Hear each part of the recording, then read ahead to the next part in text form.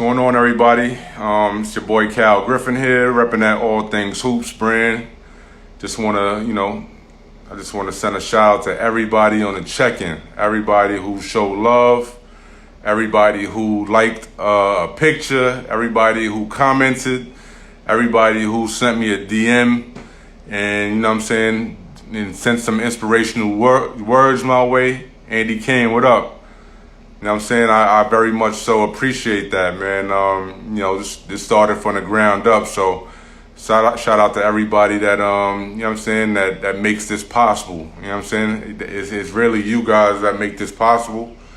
And big salute to everybody out there who joins the lives, who comments, or just, who just appreciates what I'm doing. So big salute, man. Tonight, we got a very special guest, my guy, Jarrett Lockhart, man. You know what I'm saying? Many may know him from the Bronx, New York. You know what I'm saying? New York's finest. You know what I'm saying? Riverside Church. BG, what's good, BG? Good looking, man. We trying to push the culture forward, man. I'm big on the culture.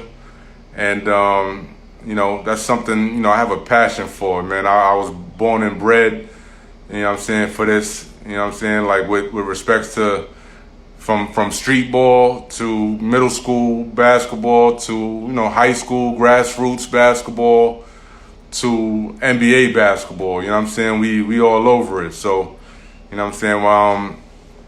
okay, no further ado, my guy's here. We gonna get him tapped in right quick. Let's get it going. The Lock Legend. Yes, sir. What's up, my boy? Yeah, what's good, my brother? I'm chilling, man. How you? Oh, man, maintaining, man. Man. How's everything going, man? First and foremost, how's the family? Yeah. How you doing in the midst of this pandemic and all this crazy stuff going on in the world, man? How's it going? Hey, man, everything good, man. I'm out the way, man. As you can see, it's the trees and the wilderness behind me. So I'm out the way, man. But family is good. You know what I'm saying? Everybody good on my end, man. How about yourself? How about your family? I can't complain. Everybody's healthy, Yeah. That's what counts, right? Obviously, I'm down here in Florida, man. But everybody up in New York is good. All the family is good all over the world, man. So no complaints, man. No complaints. Right. Absolutely, man. But before we get into this, man, I'd like to, I'd like to thank you, man, for taking the time out of your schedule to come and kick it with me. You know what I'm saying? We kick it on a regular, without the live, but absolutely, I had to get you up here, man. You know what I'm saying? I had to. It wouldn't be right if I ain't had a Lock Legend up here. Nah, you know absolutely, and I appreciate you having me, my brother. I know like you said, we get down on a regular basis anyway, just in terms of how we communicate. So, right. It's always an honor, man. Like I said, anything you do, I can get involved with, man, and I'm all for it, man. So, of course, that's nothing, man. No sweat. Much appreciated, man. Before we get into the actual, the proceedings here, I'd like to shout out my sponsor, man, Soul Pack. Soul Pack, they're a bag company. They make a rather innovative bag that you could store your sneakers in without getting it mixed up with the rest of the contents of your bag. So, right. Salute to them. They're making this platform possible, and providing us with some good merchandise that we could give away to people. So everybody, please, give Soul Pack a follow, and of course, your boy All Things Hoops, give me a follow, man. I much appreciate it. But they actually shout out to them too, man. They actually hit me up earlier today and shouted me out, man. So yeah, it looks like they got some good stuff, man. So that's a very unique kind of bag they got too. Yeah, I was feeling that. So of course, shout out to them for sure, man. Right. For those that don't know, who are unfamiliar, you know, who may be a little bit younger and just don't know. This man, you know, from the Bronx, New York, you know what I'm saying? He down from a middle school phenom to, you know what I'm saying, to the high school ranks at Mount St. Michael's, Riverside Church fame, down to University of Pittsburgh and across the water, overseas pro. You know what I'm saying? Did the damn thing in France and a few other places, man. Salute to you. You know what I'm saying? None other than Jarrett Lockhart, man. I appreciate you. And with no further ado, I'd like to jump right in, man, if you don't mind. Nah, no problem, man. And I appreciate the intro, man. That was love right there. That was love. Yeah, you know how we do, man. We gotta show love where it's due, man. But again, man, you know, from young, you've been kind of passionate about this game, all right? Mm-hmm. And you know, to say the least, it changed your life. But where at what point in your life did you know what I'm saying, develop this passion? When did you start playing ball, and when did you start really getting serious about this basketball game? Man, I probably picked up a ball when I was about 3 years old, man. Yeah, it's crazy early, because I mean, in those that don't know, like my father was a New York City legend, you know, in his own right. You know, Bronx, Clinton, Manhattan, Bronx Science, Manhattan College, Right. overseas, and actually he got drafted into the league. The Bucks, right? In '76 by the Bucks, yeah. So right. it was in the genes, you know what I mean? So I can remember. Well, I don't remember it, but from what I was told, man, picking up a ball at 3, just going out to shoot in the park with my grandmother. You know, in the summertime and the wintertime, all that stuff, man. So it started from real early. Yeah, that's but tough. I didn't really take it serious probably until, you know, obviously when I got a little older, probably around 10. Just playing at, you know, I went to St. John's Elementary School in the Bronx as well. Okay. And just playing like intramural basketball there before I even got on the team. So that's where I got the interest. And then, you know, I kind of took it from there. You know what I mean? But probably about 10 is when I started taking it real serious. Nah, that's tough. Seeing as though your pops, you know what I'm saying, your pops had got drafted and played, you know what I'm saying, played overseas ball. I think Sweden, Switzerland are some of the places that he you know, that he did his thing. How much did he infuse into your game, and how much did you really kind of learn from him? Was it a kind of a, you know, did he pressure you to get into the game? Was it a kind of a situation where he didn't apply pressure, just told you to kind of have fun out there and just do your own thing, or what? Yeah. I mean, for the most part. So we always had kind of communication from a distance. Obviously, we talk and you know, and speak and things like that to give me advice, but never was the pressure. You know what I mean? And it was hard because we came, you know, we're from the same neighborhood, so everybody would, you know, do the comparisons and, you know, your father's better than you, and, you know, the old heads would come through and stuff like that. But so I mean, he never really wanted me to take it as pressure.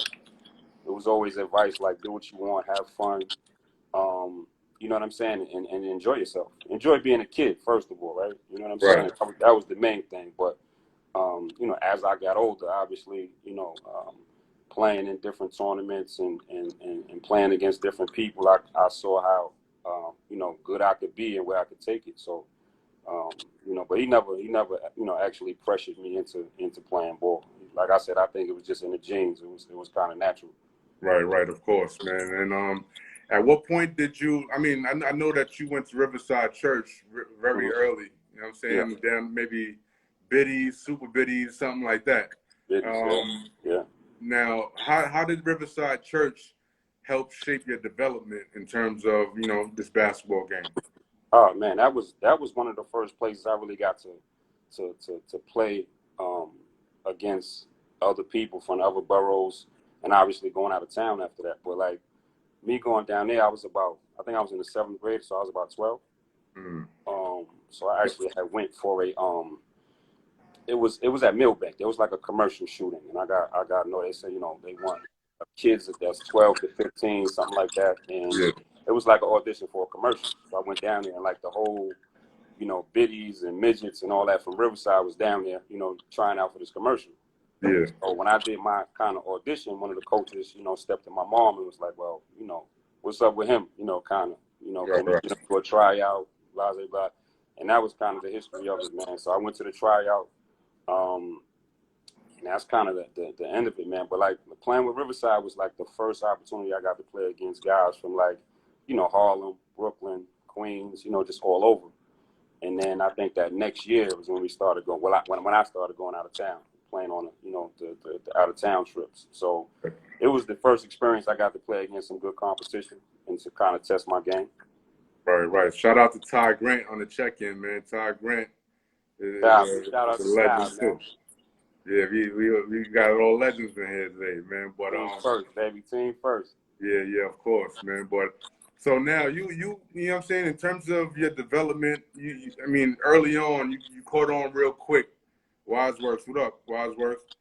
So you caught on very quick with, you know what I'm saying, playing early on with the church and things of that nature. But like you started getting a lot of media attention very early on. Right. Now and at that time, you know, it wasn't like the media, like All Things Hoops and, you know what I'm saying, and Dave's Joint and things of that nature. It was more so the, you know, Daily News and Fox 5 and, you know, things like that. Right. How did it feel to be getting, you know, such acclaim at such a young age and getting, you know, that kind of attention? Nah, I mean, I think it was, I mean, you know, I was 12, 13 years old, man. So it was like, I mean, you just kind of in the moment at that time. You're not really thinking about whether it's too much or, you know, really what's going on. And I was just trying to focus on basketball in school, really. But so my mom's kept me kind of grounded, you know what I mean? But it was a lot going on at that time. I mean, I think the Daily News had did like the first article. They did like one of those back page articles. And, you know, I was probably one of the first kids in the city that could dunk at the time, like at 12 or 13. So they had the article in the Daily News, and that kind of took it from there. Like after the article, then you had Fox 5, and it's like before News 12, but like Channel 7, ABC, like all kind of stuff, man. And they were coming to the school to interview me. So it was kind of crazy to be that young. Right. And that was middle school. Like all of that, you know? That was like middle school times, huh? Yeah, that was middle school. That was middle school. And then I think at the time they had like they don't have it anymore, but it was called Hoop School, and that was like the rankings. Right. And they came out and said like I was like the number one 8th grader in the country. Like everybody went crazy. So that was the Daily News article, and then the Hoop School, you know, ranking was like that was it. You know, so everybody just went crazy after that. You know, the fact that I could dunk added a little bit more to it, and then. But you know, those kind of you know, threw all the press and the news stuff into effect after that. But it was crazy at the time. It was crazy. Seems like yesterday, man. Nah, of course, man. Time flies when you're having fun, right? Absolutely. Yeah. You know But now, so now, you know, high school, right? High schools are starting to, you know, kind of take notice, and you were playing with the church, so I'm sure that you know, the conversation started about, you know, trying to pick a school. What went into your decision making process in terms of picking a high school, and what ultimately led you to Mount St. Michael's? Well, you know, first I think for me, I wanted to stay in the borough. I wanted to stay in the Bronx, and you know, obviously there was a lot of talk about where I was going to go, and you know, the church. You know, they had a little bit of say so, but not a lot, man. My mom's just kind of on it. You know what I'm saying? It was just like, well, do what you want to do. You know what I mean? But you know, she kind of wanted me to get that education. You know, that piece in play first, and then the basketball comes second. So at the end of the day, I think my final 3 were Cardinal Hayes. No, Cardinal Hayes. The 4 was Cardinal Hayes, Fordham, St. Ray's, and Mount. So when I went to Mount, I just loved it, man, because it had like a real campus feel. Yeah. You know, they got some land over there, some, you know, places to walk around. So it just kind of felt like home when I went there. And the And gym, the oh facility. man, and right, not to mention the gym, right? So it's like, for those that don't know, man, Mount has like one of the best gyms in the city, if not the best high school, Right. right, gym in the city. So, I just envision myself playing there, and winning the championship, and like it just was kind of the what I saw, man, when I went there, and I met some good people. I think I did that. Follow a student around for the day. I got with somebody and just went along with him the whole day. I forget who he was, man, but like I just fell in love with it, man. It was just a total package, man. I'm sure he didn't forget who you was. He probably telling his kids right now, like. Probably not, right? Right now, but so now, all right, so now, you made your decision. You're at Mount St. Michael's in the Bronx, and Mount St. Michael's they have a rather, just like a lot of schools in the city, they have a tradition that they don't let you play varsity as a freshman. Right. Now, I'm thinking that you were probably good enough to make the varsity squad, but you wound up playing JV your first year. Mm-hmm. Tell me about a little bit about how that went, and how you guys did. Yeah, that was the thing, right? So when I chose Mount, or even before I chose Mount, everybody was like, well, they don't let freshmen play varsity. So don't go there. Everybody say, no, don't go there. Don't go there. They don't let freshmen play varsity. But I mean, at the end of the day, like I said, it was more about trying to build something first of all, because they didn't really have a tradition of winning. Right. So I mean, they went, they've won since then, but like at the time, it wasn't really a tradition of winning necessarily. And like I said, my mom's wanted me to get that education, and which was important. So there was a lot of fight, a lot of back and forth. They wanted to kind of, my people, my mom and the people that were around me and my family wanted to try to get them to change the rule. But no dice, right? So I ended up playing JV, which was, what I'm saying, it was a good experience, man. I mean, to me, it was, going in, obviously there was a freshman at JV and a varsity team. So like a lot of guys that I came in with, obviously that played, that came in as freshmen, played on the freshman team. So, right. I got to play JV. It was probably a little better competition, but not great. I think I averaged like 20-something on JV, something like that. We ended up winning like the city championship. But I mean, to me, it was just like, I knew that the best was yet to come. So at that time, I'm young, so I'm not really stressing it too much. But I just used that as a time to get better. Obviously, the summertime came. I was still playing with the church and stuff like that, in the tournaments in the city. So I wasn't stressing it too much, man. So I was just kind of, in waiting for that sophomore year. But it was a good experience. Right. Good experience. Right. So now, you played JV. You guys won the city championship, and that summer, you said you were still playing with the church. Mm-hmm. So you got an opportunity of a lifetime to attend ABCD camp as a freshman. So you probably the only JV JV player in the in history of ABCD camp to attend that camp. Can you tell me about how that experience was at that camp and some of the guys you got a chance to bond with at that time? Right.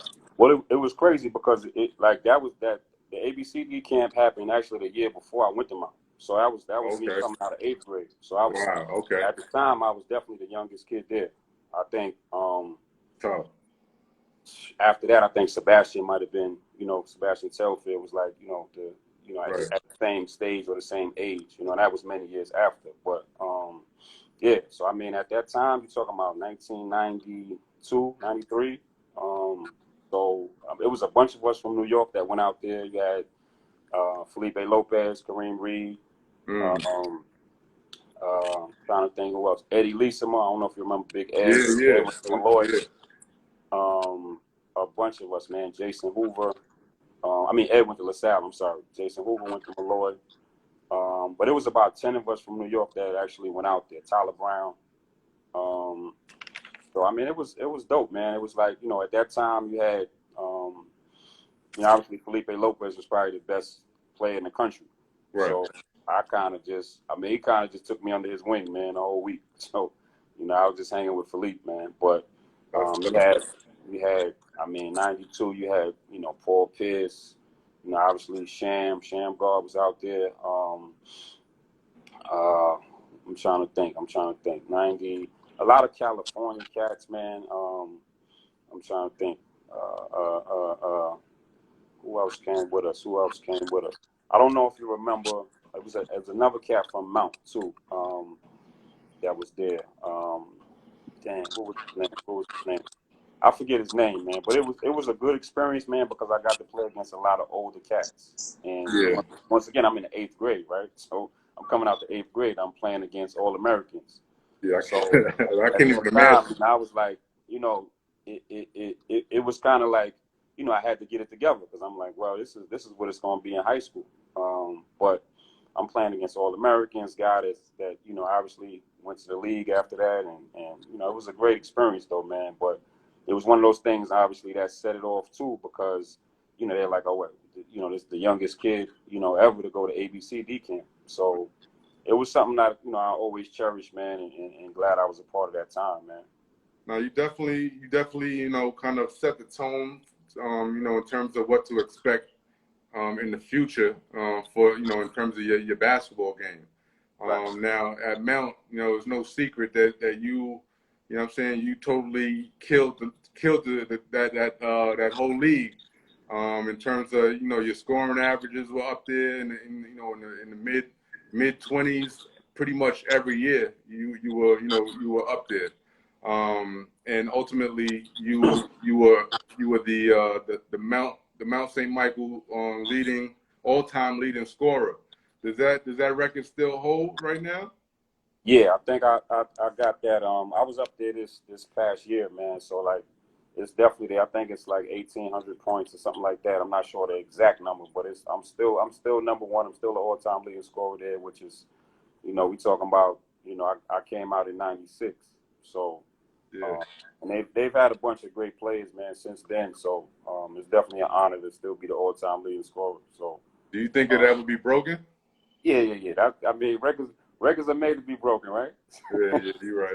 Somebody will get it. I mean, and the thing about it, I think with me, shout out to Michael Green, MG3 too. I see you on the check-in, young fella. Yes, sir. You know, he almost got it. You know what I'm saying? So, yeah. But the thing about it, like I said, I didn't play varsity at my freshman year. So, Right. And they're allowing the kids to play varsity as freshmen now. So, that point total is from in 3 years. So they didn't count. I hope they didn't count your JV totals.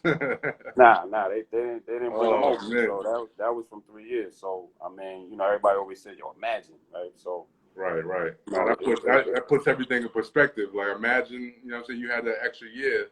Right. That'd have been probably another 1,000 points you'd have probably had on top of that. Oh man, it would have been crazy. So I mean, that was always my thing, man. I came in as a scorer, and that's kind of what I did. Obviously we won a little bit there, while I was there, but that was my job, man. That was my thing. So right. But like I said, it's always an honor, man, to walk in that gym and see your name up there. My jersey's hanging up there as well. So I mean, it makes you feel good, man. Feels like you put in some work, at the time. Yeah, man. You can't call yourself the Lock Legend, and you know what I'm saying, and nah, but so you know what I'm saying, like at what point in your high school career did the colleges start, what I'm saying, becoming a little bit more aggressive, trying to retain your services, and like what kind of schools were kind of at you? Right. Well, I got my first college letter, right, in the 8th grade, and that was from the University of Nebraska. So I remember that, like it was yesterday, because I was hyped. Like I was, I'm 13 years old, and I got, it's my first letter. But I mean, as soon as I walked in there, man, like it was, I had a box of letters. As soon as I walked in there, like my freshman year, coach called me in the office. He's like, "Yo, man, take these home." And so, at the end of the day, it was started early, man. Started early, and like I said, it was from the hype that was building. Obviously, like I said, all the stuff that was going on, the ABCD, camp, stuff like that. So, coaches were on it right away. You know what I'm saying? So that was Big East, ACC, all those type of schools, man. Yeah, you can't even right name away. them all. Yeah, right away. I mean, yeah, Georgetown, Syracuse, all of Kentucky, all those schools, man. Like just right away, they were kind of on it, trying to put their first dibs in. So Right. yeah, Now, in terms of what were you looking for in terms of your college, the college that you were going to be going to? What kind of things were you looking for in order to make your final decision, or did you already know, I want to go to Pittsburgh, or you know what I'm saying? Nah, I didn't know. Like when I was in middle school, like my favorite kind of team to watch in my school was Georgetown. And I was like, yo, I'm going to Georgetown. I kept, I was saying that probably until I was, 10th grade. So that was kind of where I wanted to go. And but I think for me, looking for what I was looking for, obviously somewhere where I could play, I could be seen, have an opportunity to get a degree, graduate, somewhere where my moms and my family could come see me. So I think that was why the Big East came into play for me. Right. Being able to play at the Garden and obviously a lot of places that were close to New York, or in driving distance. Right. So, I mean, after 10th grade, I think I was like, yo, I want to play in the Big East. And at the time, that's the best league in the country. Yeah. So for me, it came down to the final two. It came down to Pitt and Villanova. So I was locked into Villanova. I actually went on an unofficial. And I tell people this story all the time, but I went on an unofficial with Tim Thomas and Kobe Bryant. God bless the dead. So we were all on an unofficial visit together. Steve Lapis was the coach. Steve Lapis came into my house, talked to my mom, and Lap was actually a good friend of my father from back in the days. Lapis from New York. Right. But I was all locked in, and then something happened when I was going to take my official visit. One of the assistant coaches kind of screwed something up, and it was just, I just wasn't feeling it. So I committed to Pitt like right after that. Oh man, I'm sure he probably got fired right after that, man. Right after you committed. Yeah, listen. I don't know. That's not I don't know what happened. But I always say, man, it could have been. Obviously Kobe went to the league. Tim stayed for that 1 year, but Villanova had about 4 or 5 pros on that team going in. You know what I'm saying? At that year anyway. So, things happen for a reason. But I always say, man, if that wouldn't have transpired, with the assistant coach, man, I'd have been at Villanova. Oh, that's tough, man. Like, yo, that's tough. I mean, you played. I mean, you made the decision. I'm sure you don't have any regrets. You know what I'm saying, in terms of your selection. You had mentioned, the late Kobe Bryant, man. May he rest in peace. And I'm gonna fast forward just a little bit, and then I'm gonna rewind a little later. But you actually got a chance to play with Kobe in EBC when he came out to the Rucker Park that time, right? Yeah. I played against him. You played against him that game, or was it with him? Yeah. No, it was against him. Okay. So now I was playing at EBC all summer, and I was playing with the Source magazine team. That's when the Source had a team in the tournament. And just so happened that was the game he wanted to play. So it was crazy, man. But I've never seen so many people in one park. Like it was nuts, man. Like the old school Rucker, people on the gates, and it's like it was nuts. But and everybody knows, I guess, the story. But he came up there, he put on a show, and it was just like vintage Kobe Bryant. God bless his dead, but he turned it out, man. He put on a show. But it's always a story too, because I'm like, well, that was the game that Kobe Bryant came uptown to the Rucker to play in Harlem. You know what I'm saying? Right. I got a chance to be on the court with him, so it was just, it's just something I always take with me, man. You had mentioned that that you guys had, you said you and Tim Thomas and Kobe had went on that you had just mentioned them. But in terms of like when he came to the Rucker, did he remember you and show love or? Absolutely. No, we chopped it up a little bit before. I think he had came in there with like his security and his agent or something like that. But we chopped it up for a couple of minutes before he got on the court, man. So it was like, and you know, we came out 96, same class, so we did a lot of the same tournaments, a lot of the same camps as well, like ABCD and all that. So, you know, I got a chance to play against him, you know, I don't want to say a bunch of times, but a few times anyway. So, Cole was always a good guy, man, always a good dude, man. So, sad to see him, man, what happened to him, man. Yeah, of course, man. But I had, you know, I had to ask you that, man, because I was, you know, the whole time. I think even during, if you look at one of the pictures, you in the lower right hand corner of one of those pictures of Kobe, and I was like, all right. But all right, so I'm gonna just kind of rewind a bit now in terms of now, in college, your college career, you played with a number of guys that, you know, that eventually moved, you know, that played overseas, as well as professional. You Vonteego Cummings, you played with Ricardo Greer, guys like that. Like how did you feel that your college, you know what I'm saying, your college career went, and if you could change anything, what would it be? No, I mean, for me, like I said, I think everything happens for a reason. You know, me going in the Pitt, I think, you know, I didn't play a lot my freshman year, which, you know, obviously led me to kind of work on my game in the summer and, you know, the things I needed to do to get better, to get on the court a little more. So, you know, when that summer was over, I came back to school and started my sophomore year. So, you know, that just told me that, you know, it's not always an easy transition. And I was a scorer, right? I was an offensive guy. So coach was like, well, you're going to have to play some defense, you know, to get on the court. So that's what I had to do during the summer. I had to work on my footwork, my speed, stuff like that to get on the court.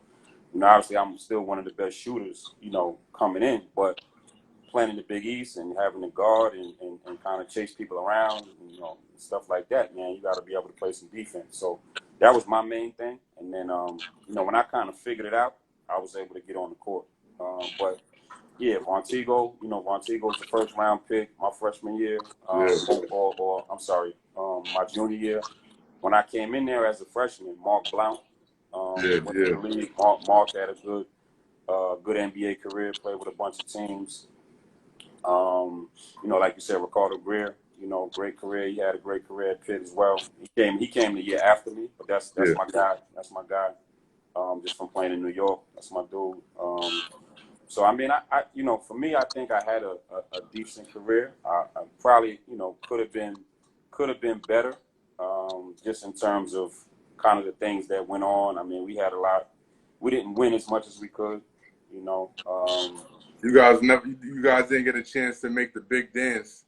Never. Your time, right? We went to the NIT my freshman year, and I think we lost in the second round. We actually lost to Arkansas, Kareem Reed in my freshman year, man. Shout out to Reed. But shout out to Kareem Reed, man. I'm sure he rubs it in. He rubs it in every time he gets a chance to talk to you, man. Absolutely, man. So, but just the NIT. But you know, that's probably my only, and I don't even want to call it a regret, but just something I would have liked to have done. You know what I'm saying? Which is to get to the NCAA tournament. But you know, I enjoyed it, man, because I got to play in the best league in the country at the time. You know what I'm saying? So every night you were playing against pros, right? Every night. You know what I mean? So, you know, that in itself told me that, you know, I was pretty good. If I could match up against some of those guys and play against pros every night, you know, that told me I was putting in a little work, man. So absolutely. Yeah, absolutely, definitely. So now, like, all right, so did you have like pro aspirations, you know what I'm saying, to make the league? Were you, you know, was it more so, you know, you were kind of settled in terms of, you know, maybe the possibility of going overseas, or, you know, what was that like in terms of transitioning from a college player to, you know, to a profession, you know, to wanting to do this professionally? Right. No, I mean, I think like after my like I said, my freshman year, I had some doubts because I wasn't able to get on the court like I wanted to. I knew I was good enough to you know, to be a professional, whether that was the NBA or overseas, but it was just I think my confidence excelled to another level my sophomore year when I was there. I think I was like second or third in the Big East in 3-point field goal percentage, and you know, I was averaging double figures, and you know, just real confident going into my sophomore year, and that carried through to my senior year. But I think what I saw from me was like, okay, well, you know, the league might not be calling, so if I do this overseas thing, what's it going to take? You know, what's it going to take for me to get to a country to play professionally? So, you know, I kind of realized that halfway through my senior year. I was like, well, you might have to go overseas. You know, I was just telling myself, you might have to go overseas. So, I mean, and it was no sweat. Like, for me, it was just being a professional. You know, being able to get paid for playing the game you love. I mean, that's a pro, right? So, you know, I thought, you know, I was good enough to play in the NBA. Don't get me wrong. That's, you know, I'm always going to be confident, but you know, being realistic as well. You know what I'm saying? There's a lot of politics involved. It's, you know, just a lot that goes along with it as well. You know what I'm saying? I mean, imagine how hard those guys have to work to get to the NBA, right? So, I actually, you know, I took the opportunity to play in France. You know, after my senior year was done, played in the league, and I was over there for 3 years, and you know, had a good time, had a good experience, and you know, at the end of the day, I graduated from Pitt. I got my degree. You know, made mom proud. So I mean, it's to me, it's all a success. I mean, you know, everybody says, okay, well, did you make it or did you? And I always tell them, I said, making it is getting your degree and making your family proud, man. Right. You know, and that's what I tell kids now, man. So it's not that, okay, I didn't make the league, but it's okay, I was a professional and I accomplished my goal in making my family happy, making my mom proud, and getting my degree. So, hey man, I wouldn't trade it for anything, man. You got a chance to go to school for free, man. You know what I'm saying? A lot of people don't get that opportunity, and you know what I'm saying, and make their parents proud in the same breath. So definitely salute to you, man, for doing that. So when you went out to France, you're a pro now. You're getting paid to play basketball, which is you know what I'm saying, which is the ultimate goal of anybody that picks up a basketball, you know, at a young age. What are some of the misconceptions about playing overseas basketball? What do you think some of the misconceptions are? I mean, I think that, you know, obviously, like you said, I mean, when you go overseas, you're considered a professional, right? But I think the misconceptions is that it's an easy transition. It's not. You know what I mean? I struggled with it, man. My first probably 4 or 5 months. Just you don't know the language. Yeah, the language. I mean, the food. I mean, you know what I'm saying? You just have to get used to somebody treating you like an adult too, a professional, right? So in college, they're kind of catering to you, and you know what I'm saying? You're probably a spoiled college athlete, right. You know, to say it honestly. But so when you kind of go over and that's your way of making a living now, you know, they treating you like an adult. So you know, practice twice a day, and you know, weights and film sessions. I mean, not too far off from college, but just the fact that, you know, they'll send guys home in a minute if something happens. You know what I'm saying? And I saw that when I went over too, because I had a teammate that got sent home just for coming late to practice. You know what I'm saying? So, you know, it's a business. At the end of the day, it's a business. So I think, you know, guys that want to go overseas and play overseas, you have to be ready to kind of make that transition into being an adult, you know, first and foremost, and just kind of be on top of it, because once again, it's a business, and you know, they'll send you home in a minute. You know? For real, like, you know, and I think that a lot of people struggle with that. You know what I'm saying? Especially, you know, being a young guy coming out of school. You know, like you said, being catered to at the collegiate level, and now nobody cares. Nobody cares. You know what your name is, or you know how many points you had in the Big East or whatever conference you're in. So Right. you know, it's a tough adjustment for anybody. Absolutely. And how many years did you get to play out there? I played three. I played Okay. three. I played three. Now, So did you go? Did after France? Did you go anywhere else? Did you try to explore other options or it was just France, man. For me, um, I had, like I said, I think everybody has their different situations and stories in going overseas and playing professionally and stuff like that. So mine wasn't the greatest, just because at that time I had a agent that was a French agent, so he was kind of trying to take care of a lot of my business and paperwork and deal with the teams and stuff like that over there. And he ended up kind of doing something that wasn't cool in right, terms of the business part. right, So me and him got into it a little bit, and I kind of came back home, and I was trying to figure it out for a little while. In that process, my daughter was born, so at that point, I wasn't going anywhere. So right, right, I stayed and just tried to figure it out after that, and in my mind, not at the time, but I kind of knew I wanted to coach, yeah, start coaching anyway. So right, that was one of those things. But once again, I met some great people over there, and I had a great experience. Wouldn't trade it for anything. And like I said, things happen the way they're supposed to. no, absolutely, man. I'm a firm believer in that as well. Yeah. And whatever's supposed to happen, it's gonna happen. You know what I'm Right. saying? We can't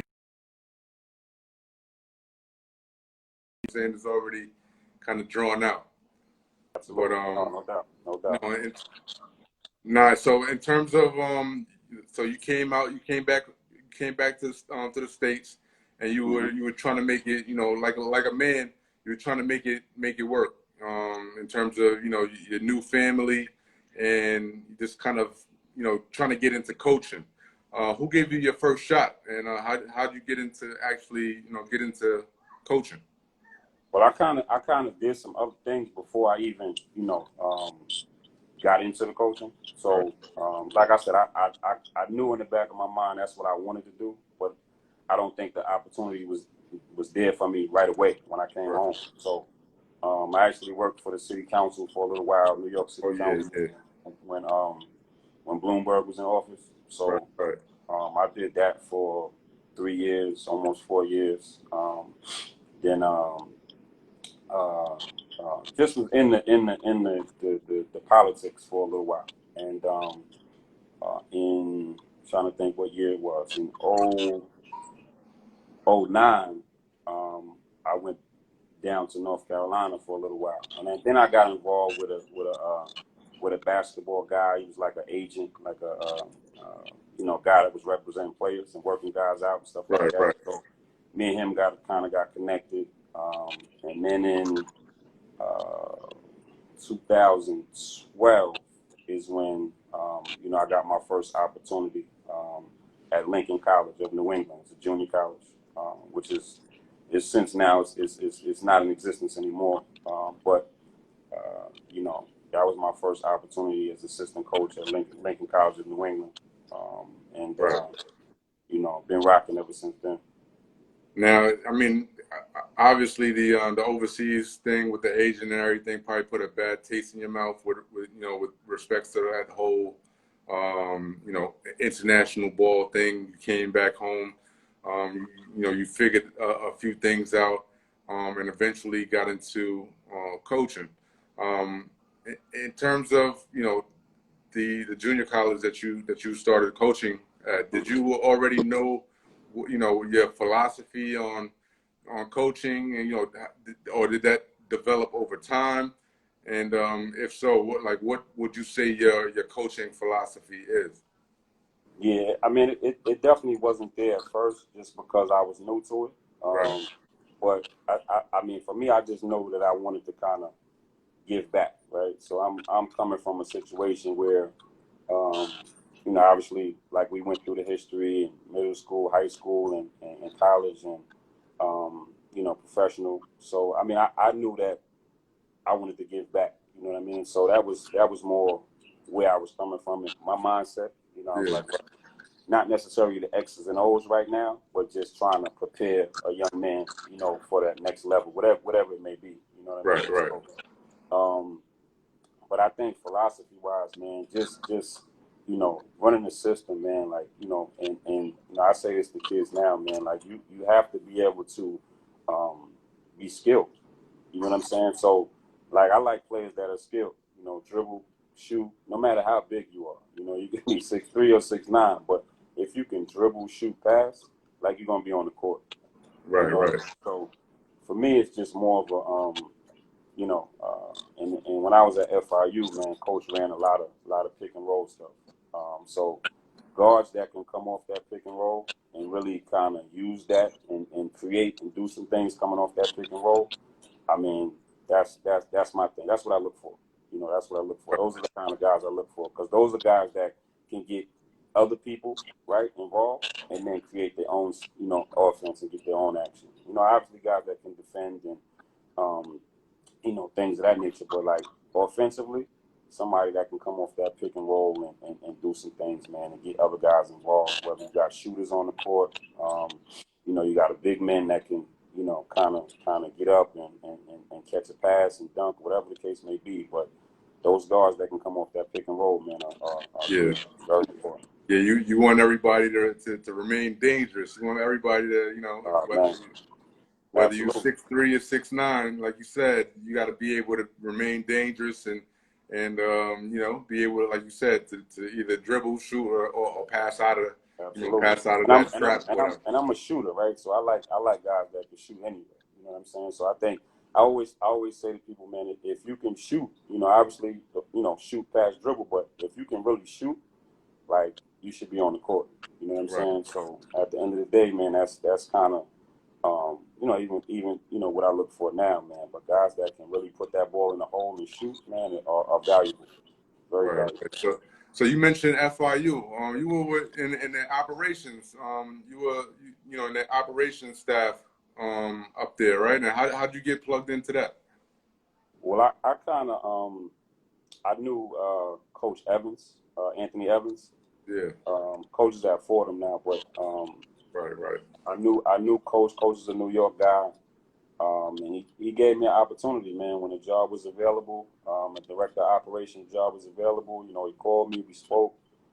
We had a great relationship before that, so he was able to kind of get me my first Division I job, and I was, you know, director of operations for 3 years. Which was good because I got to learn a lot from him. You know, I was at every practice, you know, every film session. You know, obviously I traveled with the team, so it was one of those situations where I was able to learn a lot. In that 4th year, you know, he promoted me to assistant coach, which was amazing, man. Because, you know, at the end of the day, man, I'm still, you know, a lot of guys, you know, with a lot more experience, you know, in the game, were trying to find their way. You know what I'm saying? And I think too, it depends what kind of coach you're under. You know, who's your boss and who's kind of like, you know, showing you the ropes. But I used to be with Coach, man, on and off the court, like every day, just trying to pick his brain and learn. So I think he saw how hungry I was, and you know, like I said, man, I put in some work as that director of operations, and you know, I was able to get promoted that 4th year, which was great. No, definitely, man. Salute to you for that, man. And right now you're at Victory Rock Prep Academy out in Florida. Right. You know, how's that going for you? And you know what I'm saying? I think you're in your 2nd or 3rd year there, or? Yeah. I just finished my 1st year out here, so okay. You know, coaching the post grad guys out here, and you know, so a lot of those guys have gotten college offers, and we'll be going somewhere in the fall, which is good. So, you know, and I think a lot of our games this year were against like junior colleges and you know, higher level high school competition, which was good. Just trying to get those guys ready for the next level as well, man. So, you know, definitely looking forward to kind of keeping that going. Nah, that's what's up, man. I respect it, man. And you know, aside from the the basketball, well, not really aside from it, but it's related to the basketball. You got an opportunity to partner up with your one of your teammates and write a book. Can you tell us a little bit about about how that transpired? You know what I'm saying, and how that come about, and what the book is about a little bit. No, absolutely. So yeah, me and my college teammate, Jeremy Holmes. He's a guy that came in, my junior year at Pitt. He played at a junior college, so he came in for the last 2 years at Pitt. We played together. He's from Cleveland, Ohio, and we just developed a bond, man. You know how you just vibe with some guys, and ever since we graduated together. We walked down the in 2000 when we graduated, we walked together. So we just have a special bond. So we always kind of keep in touch with each other, and we talk all the time. So it was an opportunity to kind of write a book, man. He just like, yo, Locke, you want to write a book? It was just like one of those things. Write a book. So, but the book is called Cheers to Fears. It's about it's kind of about the ups and downs of college athletes. Our experiences that, stuff we went through at Pitt, obviously, and some stuff we went through, when we stopped playing, basketball. So that's kind of what the title is about, Cheers to Fears. Because I think when you're playing that game of basketball, you're used to getting those cheers and people kind of, being on your side. But when that ball stops bouncing, it's kind of that anxiety that sets in, like, yo, what do I do now? Right? Am I going to coach? Am I going to get a 9 to 5? Like, so that's kind of the fear that comes with it. So, but yeah, so we wrote it, came out, actually came out last summer. It's been doing pretty well, and, we're gearing it, we've geared it probably more towards, student athletes, because everybody's not going to go to the NBA. And that's how you have to think. You know what I'm saying? So a lot of the guys that are playing now, you're not going to go to the NBA. So it's like, what do you have in your back pocket? Like, what are the options if you don't go to the NBA? What are the things that you could possibly do if you don't play professionally? So, but it's a good book, man. It's an easy read. There are questions at the end of every chapter to kind of analyze, what we're talking about. And kind of more of a teaching tool than anything, man. So it's one of those things that, like I said, it was presented and we worked on it, and I think I think we did a good job with it for the most part. And where can people go get that right now? You can get it on Amazon, man. You can get it on Amazon. It's Cheers to Fears on Amazon. Either the actual physical copy, or it's also an online copy that you can kind of, get as well. So, but it's on Amazon. Man, I need everybody to jump on Amazon right now, man. Go get that, man, for real. It's a good brother right here, man. Some good, look, great read for sure. Excellent book. So yeah, definitely everybody go out and get Cheers to Fears, man. You know what I'm saying? Definitely, it won't do you wrong, man, for sure.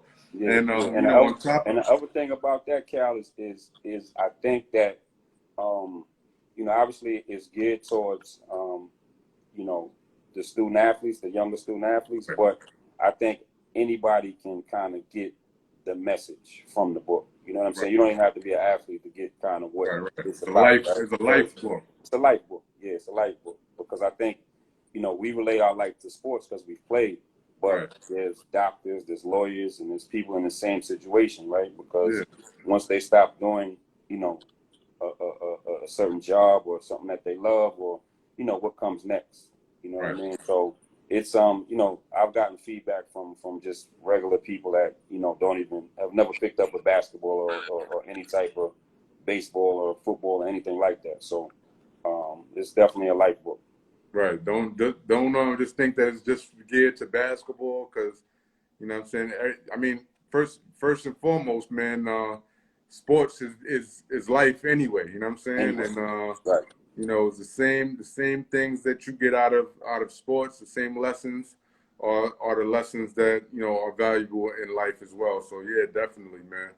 And Absolutely. and on top of that, man, you know, we actually built our relationship when you know you reached out to me and wanted to you know to be a guest contributor on allthingshoops.com on my site, and you put, you know, I think it's about maybe five or six editions of Awesome. the offering. The Yeah. offering. Yeah. I need everybody to go check out allthingshoops.com right now, and look up the offering, man.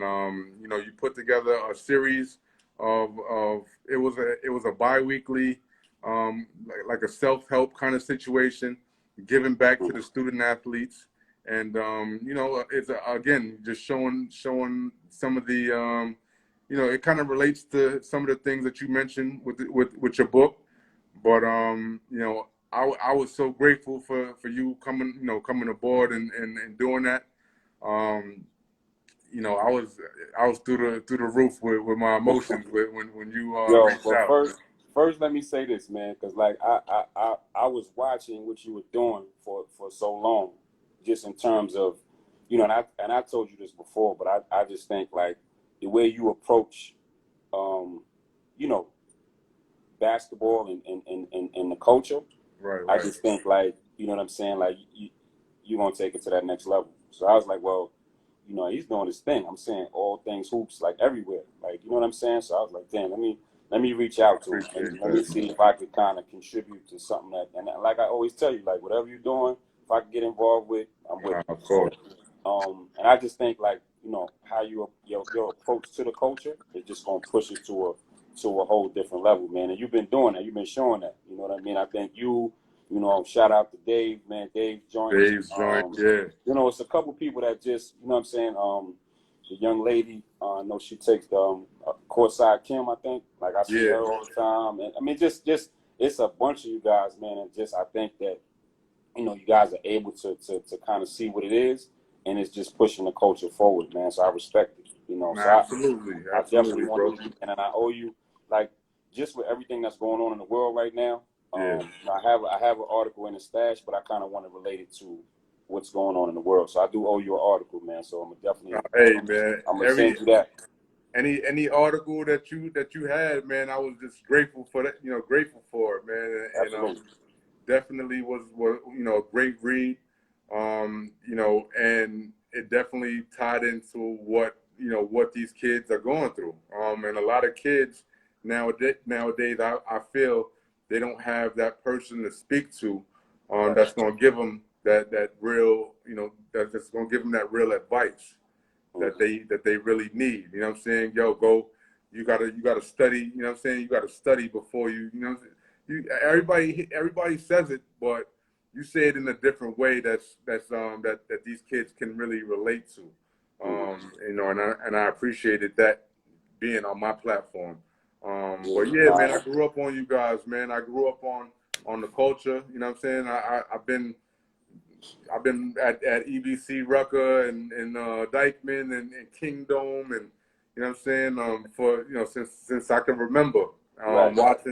watching you guys, Ali Mo, Kareem Reed, Big Strick, you know what I'm saying, the list goes on, man. The Absolutely. Homicide, you know what I'm saying. So I built a level of respect for you guys, and I didn't even know you guys. You know what I'm saying? And Mhm. now when I have the opportunity to build this platform and interact with you guys, and you guys are giving me, you know, positive reinforcement in terms of advice, and like, you know, like yourself being a part of my website and what I'm trying to do, that just enhanced, you know, what, you know, just kind of just everything that I wanted to do. It enhanced it. You know what I'm saying? So I really appreciate you for doing that, man. And you know, just salute to everything that you're doing. If there's anything that you're doing that you need my assistance, or you need a word of advice, or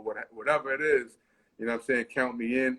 And you know, in my regard, in my head, man, you family right now. So, Oh, you know absolutely, what I'm saying? absolutely, man. It's mutual. For sure. Definitely, It's man. mutual. You know It's what I'm saying? mutual. 94, 95.